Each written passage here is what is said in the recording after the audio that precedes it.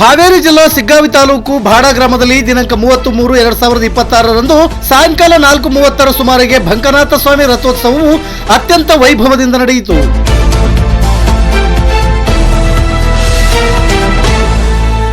ಸಿಗ್ಗಾವಿ ಹಾಗೂ ಸಮನೂರು ವಿಧಾನಸಭಾ ಕ್ಷೇತ್ರದ ಶಾಸಕರ ಅಣ್ಣನವರಾದ ಮುನ್ನಾ ಪಠಾಣ್ ರವರು ರಥೋತ್ಸವಕ್ಕೆ ಚಾಲನೆ ನೀಡಿದರು. ಈ ಸಂದರ್ಭದಲ್ಲಿ ಮುನ್ನಾ ಪಠಾಣ್ ರವರು ಮಾತನಾಡಿ, ಈಗಾಗಲೇ ಈ ಬಂಕನಾಥ ದೇವಸ್ಥಾನಕ್ಕೆ 50 ಲಕ್ಷ ರೂಪಾಯಿಗಳನ್ನು ಕೊಟ್ಟಿರುತ್ತೇವೆ ಮತ್ತು ಒಂದು ಸಭಾಭವನವನ್ನು ಕಟ್ಟಿಸಿಕೊಡುತ್ತೇವೆ ಎಂದು ಭರವಸೆ ನೀಡಿದರು. ಎತ್ತಿನ ಮೆರವಣಿಗೆ, ಬಂಡಿಯ ಮಜಲುಗಳು ಹಾಗೂ ಸಕಲ ವಾದ್ಯಗಳೊಂದಿಗೆ ರಥೋತ್ಸವವು ಸಹಸ್ರಾರು ಭಕ್ತ ಸಾಗರದೊಂದಿಗೆ ಅತ್ಯಂತ ವೈಭವದಿಂದ ನೆರವೇರಿತು.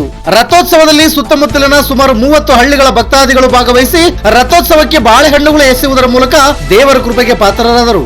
ರಥೋತ್ಸವದಲ್ಲಿ ಪ್ರಮುಖವಾಗಿ ನಾಗರಾಜ ಚಿನ್ನಪ್ಪನವರ್, ಗುರುವನಗೌಡ ಪಾಟೀಲ್, ಶಿವಣ್ಣ ತೊಂಡೂರು, ಶಿವಣ್ಣ ಬಿಳಿಕುದುರಿ, ಚನ್ನವೀರಯ್ಯ ಮಠ, ಹನುಮಂತಪ್ಪ ಮಲ್ಲಾಡದ ಸೇರಿದಂತೆ ಇತರರು ಉಪಸ್ಥಿತರಿದ್ದರು.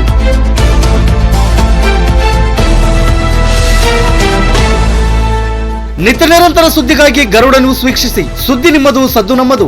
ಹಾವೇರಿ ಜಿಲ್ಲಾ ವರದಿಗಾರರು ಸುಭಾಷ್ BM. ಇದು ಗರುಡ ನ್ಯೂಸ್. ನಾನು ಮಲ್ಲೇಶ್ ಕಮತೂರು.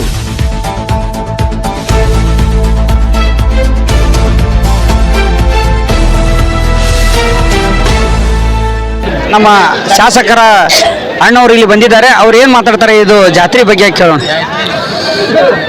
ಬಂಕನಾಥ ದೇವಸ್ಥಾನ ಅಂದ್ರೆ ನಮ್ಮ ಇದು 32 ಹಳ್ಳಿಗೆ ಒಂದು ದೊಡ್ಡ ದೇವಸ್ಥಾನ ಇದು. ಯಾಕಂದ್ರೆ ಈ ಜಾತ್ರೆ ನಾನು ನೋಡ್ತಾ ಇದ್ದೀನಿ, ದಿನ ಈ ಟೈಪ್ ಇರೋದಿಲ್ಲ. ಇಲ್ಲಿ ಒಂದು ತಾಸಿನೊಳಗೆ ಸಾವಿರಾರು ಜನ ಇಲ್ಲಿ ಬರ್ತೈತಿ, ಭಕ್ತರು ಬರ್ತಾರಲ್ಲಿ. ನಾನು ಇಷ್ಟು ದೊಡ್ಡ ಲೆವೆಲ್ ಜಾತ್ರೆ, ಒಂದು ತಾಸು 2 ತಾಸಿನ ಜಾತ್ರೆ ನಮ್ಮ ತಾಲೂಕಿನಾಗ ಯಾವುದೂ ಇಲ್ಲ. ಈ ಬಂಕನಾಥ ದೇವಸ್ಥಾನ ನಾನು ಇಲ್ಲಿ ಎಲ್ಲ ನೋಡ್ಕೊಂಡು ಅಡ್ಡಾಡ್ತೀನಿ. ಇಲ್ಲಿ ಮದ್ವೆಗಳು ದಿನ ಏನಿಲ್ಲ ಏನು ಕಾರ್ಯಕ್ರಮ ಇದ್ದೇ ಇರ್ತಾವೆ. ಅದಕ್ಕಾಗಿ ಏನೈತಿ 32 ಹಳ್ಳಿಗೆ ಸಂಬಂಧಪಟ್ಟಂಥ ಜಾತ್ರೆ ಇದು. ನಮಗೂ ಇಲ್ಲಿ ಏನೈತಿ, ಬಂಕನಾಥ ದೇವಸ್ಥಾನದೊಳಗೆ ನಮಗೂ ಇಲ್ಲಿ ಡೆವಲಪ್ ಮಾಡ್ಬೇಕನ್ನೋದು ಒಂದು ಇದಿದೆ, ಮನಸ್ಸಿದೆ. ಅದಕ್ಕಾಗಿ ನಾವು ಏನು ಮಾಡಿ ಒಂದು 50 ಲಕ್ಷ ರೂಪಾಯಿ ಹಾಕಿಲ್ಲೇ ಆಲ್ರೆಡಿ ಒಂದು ದೇವಸ್ಥಾನನೂ ಕಟ್ಸೇವಿ. ಈಗ ಮತ್ತೆ ಬಂದ್ಬಿಡ್ಲಿ, ಮತ್ತು ಇವ್ರು ಹೇಳಿದ್ರು ಮುಂದೊಂದು ಸಮುದಾಯ ಭವನ ಬೇಕು ಅಂತೇಳಿ, ಅದು ಪ್ರಯತ್ನ ಮಾಡಿ ಈ ವರ್ಷ ಸಮುದಾಯ ಭವನ ಹಾಕ ಪ್ರಯತ್ನ ಮಾಡ್ತೀವಿ.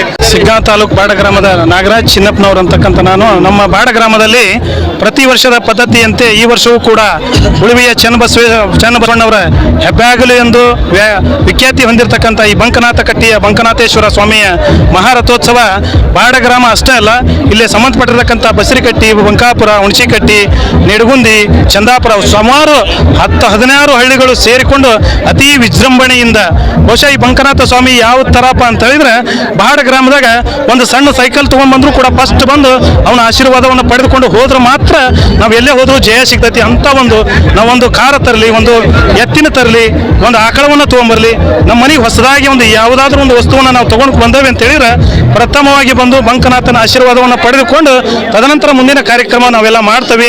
ಅಂತ ಒಂದು ಸುಂಕದ ಬಂಕನಾಥವೆಂದು ಬಹುಶಃ ಈ ಸುತ್ತಮುತ್ತಲಿನ ಈ ಬಂಕನಾಥನ ಒಂದು ವ್ಯಾಪ್ತಿಯಲ್ಲಿ ಬರ್ತಕ್ಕಂಥ ಸುತ್ತಮುತ್ತಲ ಹಳ್ಳಿಗೂ ಕೂಡ ಯಾವುದೇ ರೀತಿ ಬರೋಂಗಿಲ್ಲ ಅಂತಕ್ಕಂಥ ಒಂದು ಮಾತನ್ನು ಕೂಡ ನಮ್ಮ ಹಿರಿಯರು ಹೇಳ್ತಿದ್ರು. ಅದೇ ರೀತಿಯಾಗಿ ಆ ಬಂಕನಾಥೇಶ್ವರ ಈ ಕ್ಷೇತ್ರಾಧಿಪತಿಯಾಗಿ ಬಾಡ ಗ್ರಾಮ ಒಂದೇ ಅಲ್ಲ, ಎಲ್ಲ ಸುತ್ತಮುತ್ತಲ ಎಲ್ಲ ಹಳ್ಳಿಯ ಒಂದು ರಕ್ಷಣೆಯನ್ನು ಹೊತ್ತುಕೊಂಡು ಎಲ್ಲ ಜವಾಬ್ದಾರಿಯನ್ನು ಹೊತ್ತುಕೊಂಡು ಮುನ್ನಡೆಸ್ಕೊಂತ ಬಂದಿದ್ದಾನೆ. ಅದೇ ರೀತಿ ಹೋದರ್ಸ ಅತಿ ವಿಜೃಂಭಣೆಯಿಂದ ಈ 2 ವರ್ಷದಿಂದ ಕರೋನಾ ಟೈಮಲ್ಲಿ ಸುಮಾರು ಒಂದು 50-60 ಲಕ್ಷ ರೂಪಾಯಿದ ಮಹಾ ರಥೋತ್ಸವವನ್ನು ರೆಡಿ ಮಾಡಿ ದೊಡ್ಡ ತೇರನ್ನು ನಾವು ಪ್ರತಿ ವರ್ಷದ ಎಲ್ಲ ಸದ್ಭಕ್ತರು ಕೂಡಿಕೊಂಡು ಅತಿ ವಿಜೃಂಭಣೆಯಿಂದ, ತದನಂತರ ರಾತ್ರಿ ಎತ್ತಿನ ಮಜಲು ಪೂರ್ತಿ ಬೆಳತನಕನೂ ಕೂಡ ಮೆರವಣಿಗೆ ಮುಖಾಂತರ ಆ ಸ್ವಾಮಿಯ ಜಾತ್ರಾ ಮಹೋತ್ಸವದಲ್ಲಿ ಬಾಡ ಗ್ರಾಮದ ಗುರು ಹಿರಿಯರು, ಅಕ್ಕ ತಂಗಿಯರು, ಅಣ್ಣ ತಮ್ಮಿಂದರು, ಸುತ್ತಮುತ್ತಲಿಂದ ಆಗಮಿಸಿರ್ತಕ್ಕಂಥ ಎಲ್ಲ ಗುರು ಹಿರಿಯರು ಕೂಡಿಕೊಂಡು ಈ ಜಾತ್ರೆಯನ್ನು ನಾವು ಮಾಡ್ತಾ ಬಂದಿದ್ದೀವಿ.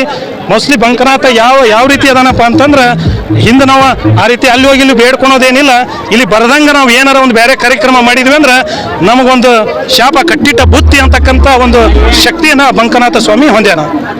ಸಿಗ್ಗಾವಿ ತಾಲೂಕು ಬಾಡ ಗ್ರಾಮದ ಸದ್ಭಕ್ತರಾದಂಥ ಗುರುಗೌಡರು ಪಾಟೀಲ್ ಈ ಒಂದು ಬಂಕನಾಥ ಸ್ವಾಮಿಯ ಮಹತ್ವದ ಬಗ್ಗೆ ತಿಳಿಸುವುದೇನೆಂದರೆ, ಈಗಾಗಲೇ ಈ ಬಂಕನಾಥ ಸ್ವಾಮಿ ಪರಂಪರೆ 12ನೇ ಶತಮಾನದಲ್ಲಿ ಇದ್ದಂಥದ್ದು.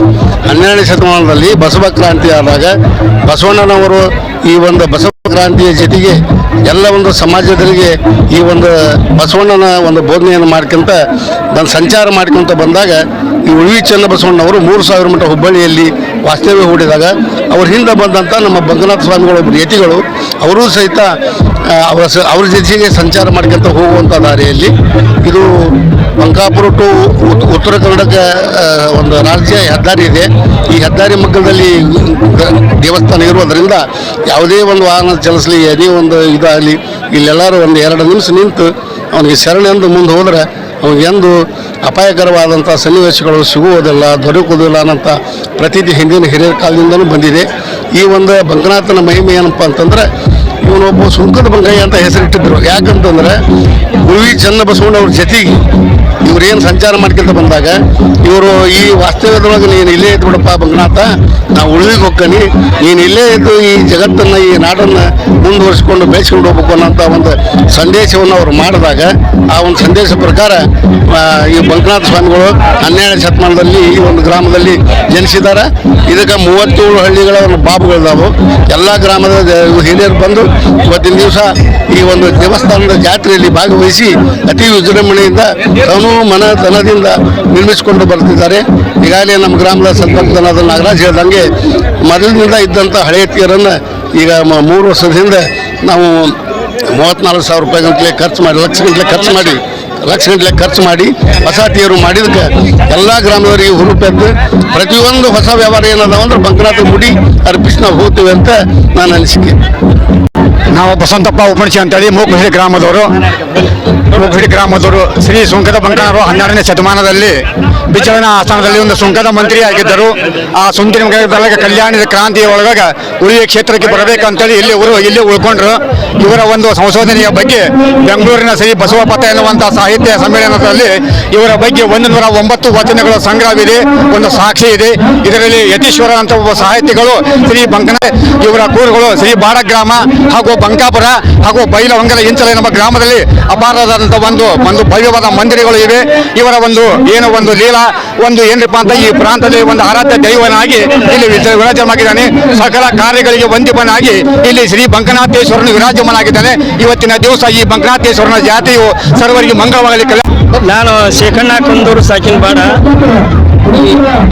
ಈ ಬಾಡ ಗ್ರಾಮದ ಆರಾಧ್ಯ ದೈವನಾದ ಬಂಕನಾಥೇಶ್ವರನ ಜಾತ್ರೆಯು ಇವತ್ತಿಗೆ ಸುಮಾರು ವರ್ಷಗಳಿಂದ ನಡೆಸ್ತಾ ಬಂದಿದೆ. ಒಳ್ಳೆಯ ವಿಜೃಂಭಣೆಯಿಂದ ನಡೀತಾ ಇದೆ. ಇಲ್ಲಿ ಈ ಬಂಕನಾಥೇಶ್ವರನ ಪವಾಡದ ಬಗ್ಗೆ ಹೇಳ್ಬೇಕಂದ್ರೆ, ಬಸವಣ್ಣ ಅದಾನೆ ಇಲ್ಲಿ ಬಂಕನಾಥನ ಗುಡಿಯೊಳಗೆ. ಆ ಬಸವಣ್ಣನ ಒಬ್ಬ ಕುರುಡ ಬಸವಣ್ಣನ ತಯಾರು ಮಾಡಿದಂತ ಬಸವಣ್ಣನ ಮಾಡಿ ಅವ್ನು ಹೆಂಗೆ ಒಂದೊಂದು ಕಣ್ಣು ಬರೀತಾನ, ಹಂಗೆ ಆ 2 ಕಣ್ಣಿಲ್ಲದ ಕುರುಡಸದ ಆ ಬಸವಣ್ಣನ ಕಣ್ಣು ಹಚ್ಚಿದಾಗ 2 ಕಣ್ಣು ಬಂದು ಅಂತ ಇದನ್ನ ಹಿಂದೆ ಹಿರಿಯರು ಹೇಳ್ತಿದ್ರು. ಅದೇ ಥರನೇ ಇಲ್ಲಿ ಸುತ್ತ 16 ಹಳ್ಳಿಯ ಸಂತಿಗೆ ಕೊಬ್ಬರಿ ಉತ್ತತ್ತಿ ಏನೋ ಮಾರಾಟ ಮಾಡಲಿಕ್ಕೆ ಹೋಗುವಂಥವ್ರು ಕೆಲವೊಂದಿಷ್ಟು ಇಲ್ಲೇ ಸುಂಕ ಕೊಟ್ಟು ಹೋಗ್ತಿದ್ರಂತ. ಬಂಕನಾಥ ಗಟ್ಟಿಗೆ ಸುಂಕ ಕೊಟ್ಟು ಹೋಗಿದ್ರು. ಅದಕ್ಕೆ ಬಂಕನಾಥ ಸುಂಕದ ಬಂಕಣ್ಣ ಅಂತ ಹೆಸರು ಅವ್ರಿಗೆ.